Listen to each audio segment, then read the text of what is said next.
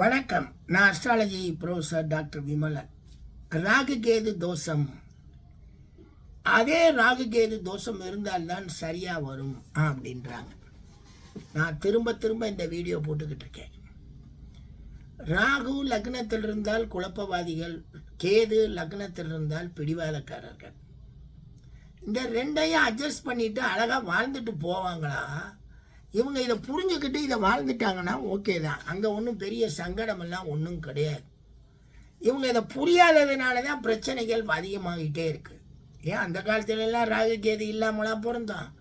நான் எனக்கெல்லாம் 2ல் கேது 8ல் ராகு, என் மனைவி என் கூட வாழலையா? அவங்களுக்கெல்லாம் அந்த மாதிரி எந்த ஒரு இதுவுமே கிடையாது. அப்படிங்கிறப்ப தயவு செய்து சொல்கிறேன், ராகு கேது தோஷம் வேணும் தான், அந்த மாப்பிள்ளை தான் வேணும், அந்த பொண்ணு தான் வேணும்னு தயவு செய்து கல்யாணத்தை கெடுத்துடாதீங்க.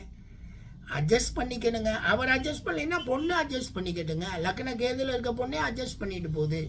அதனால என்ன? ஆமாம் மாமா, நான் முந்திக்கிட்டே இருக்கையாவது சொல்லி வைப்பேன், நீங்கள் ஒன்றும் கண்டுக்கிறாதீங்க, நீங்கள் உங்கள் போக்கில் போங்கன்ட்டா வேலை முடிஞ்சு போச்சுங்க. டைவர்ஸுக்கு வேலை கிடையாதுங்க, எதுக்கும் வேலை கிடையாதுங்க. வாழ்க்கை நல்லா இருக்குங்க. கெட்ட திசை நடந்தால் தாங்க கெட்ட பலன், நல்ல திசை நடந்தால் எப்போவுமே நல்லா இருப்போமுங்க. வாங்க, எந்த தோஷம் இருந்தாலும் நல்ல திசை நடக்கிறப்ப பாதிப்பு கம்மிங்க. எந்த நல்ல ஜாதகமாக இருந்தாலும் கெட்ட திசை நடக்கும்போது பாதிப்பு இருக்க தாங்க செய்யும். புரிஞ்சுக்கங்க. திருமணத்துக்கு போங்க. நன்றிங்க.